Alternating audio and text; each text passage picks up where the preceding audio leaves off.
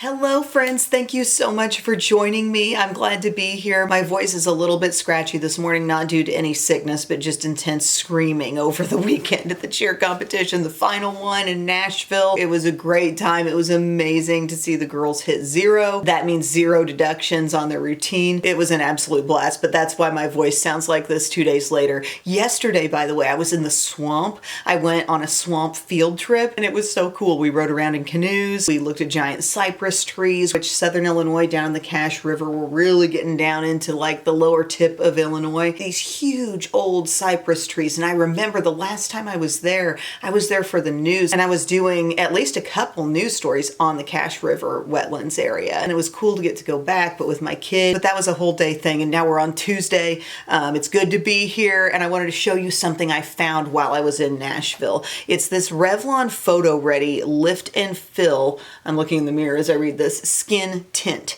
I had been looking for this. I couldn't find it in any Walmarts near me. We happened to be in a Target at one point and I was like, oh my gosh, they have it. And I guess I was thinking seeing it in person would open my eyes to what shade I might be, but it's really hard to tell. I'm not even sure if this is going to be the right shade. This is my first day trying it. 120 is the shade I got, but see how it's all frosty looking? It's a squeeze bottle, but it's frosted. It's hard to get a read on the shade. But I really wanted to use this because I feel like there are a lot of Revlon complexion things that really click with me. I love Color Stay foundation.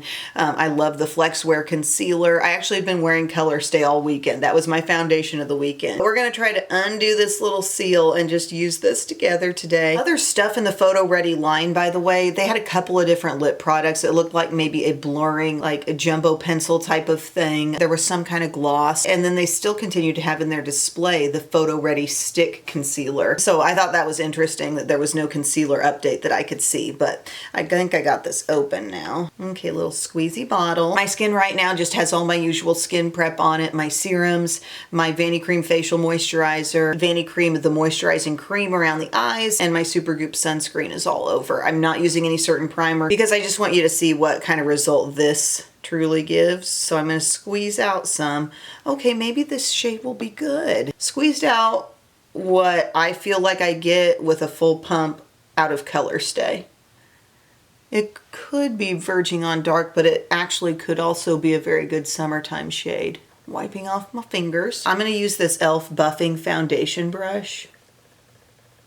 And let's try to get a read on the finish, the coverage level. Ooh, it looks like it's really luminous.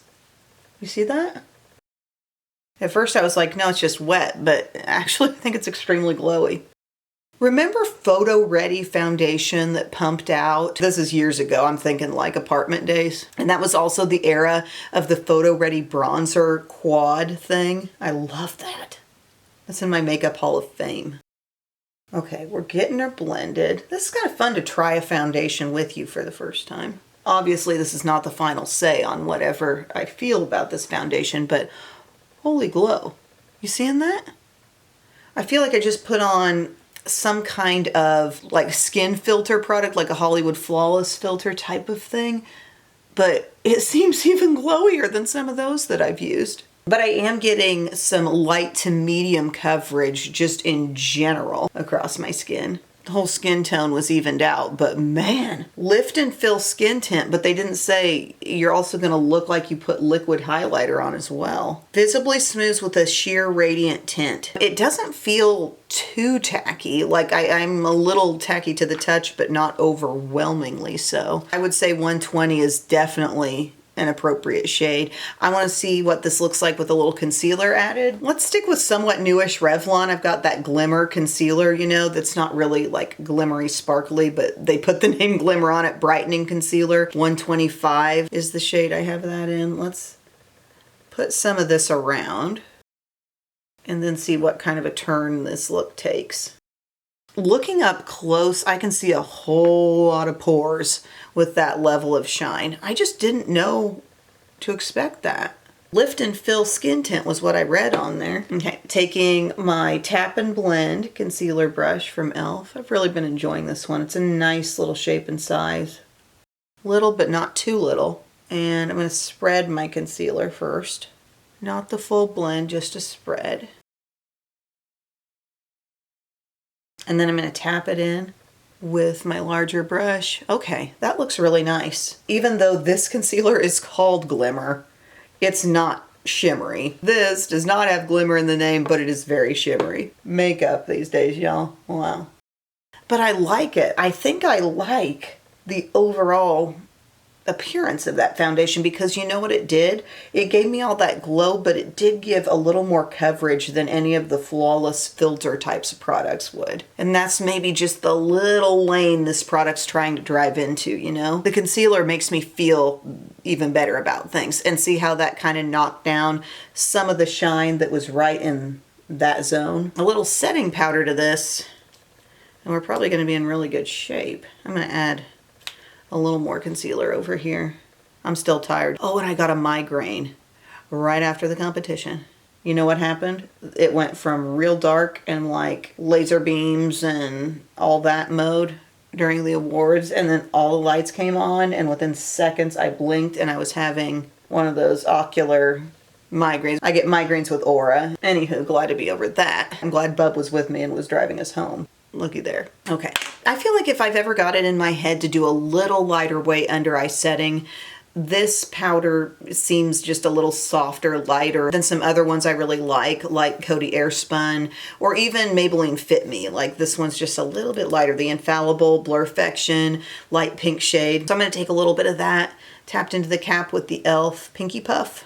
And I'm going to set the areas I concealed. And then we'll see what we come away with for an overall finish here on our skin.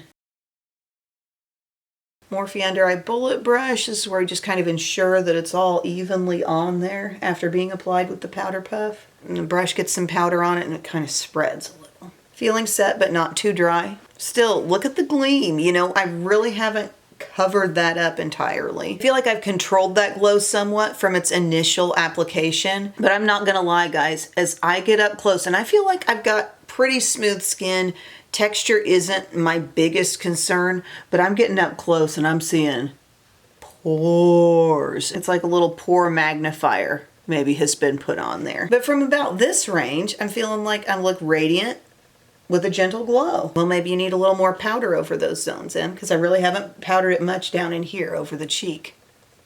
That helps a little. Really does. The glow is so strong, it's still coming through, but it's like I was able to just knock it down a little bit with some powder. I just want you to see the process, see where it starts and what I did to get whatever look I end up with. But that is my complexion look today. I'm gonna finish off the face and I'll be right back. Alrighty guys, finished look. Why does my voice feel like it's getting scratchier? The two face things I added really contain no added shimmer. I wanted you to keep being able to tell that the glow on my skin is only from that foundation still. So you saw me put on the powder, and then I went on with the Wet n Wild What Shady Beaches Color Icon Bronzer. Put this in my usual bronzer zones. My blush is a cream blush, the Hydra Stick Lip and Cheek Color in Nude Berry from Nude by Nature. Really like this stuff. I like it equally on lips and cheeks, and so that's where it is. But it's not like a shimmery product.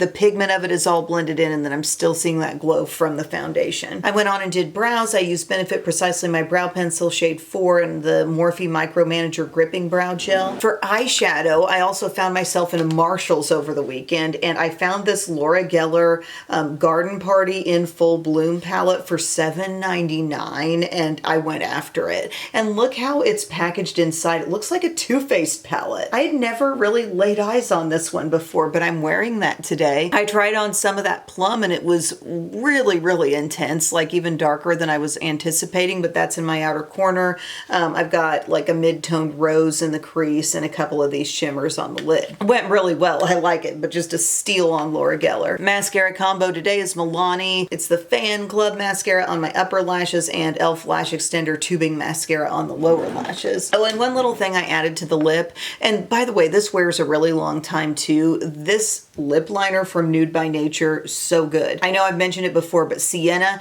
I just kind of neatened up the cream color with some of this and look great. But that's my finished look, friends. And what I would say is the takeaway on the Revlon PhotoReady Lift and Fill Skin Tint is that you should be prepared for a lot of shimmer in this. Honestly, shimmer that rivals or perhaps overtakes, I would say more accurately, the glow level in a lot of these like Hollywood Flawless Filter comparable products. The interesting thing though is while it's giving you just this maxed out kind of glow, it's also giving you more coverage than those Hollywood Flawless Filter products. I would say it's like a light to medium actually. So that's interesting. But then you got to assess your skin and say, am I cool with it just being like this?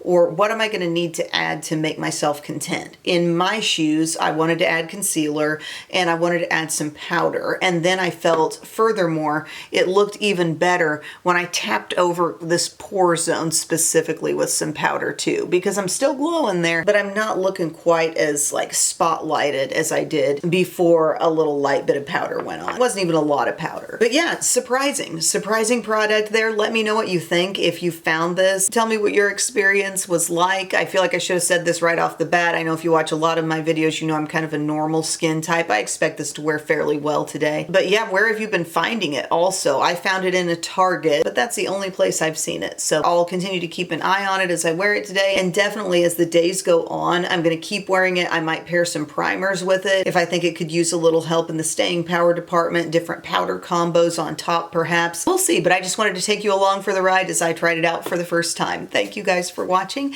and I'll see you soon. I love you. Bye.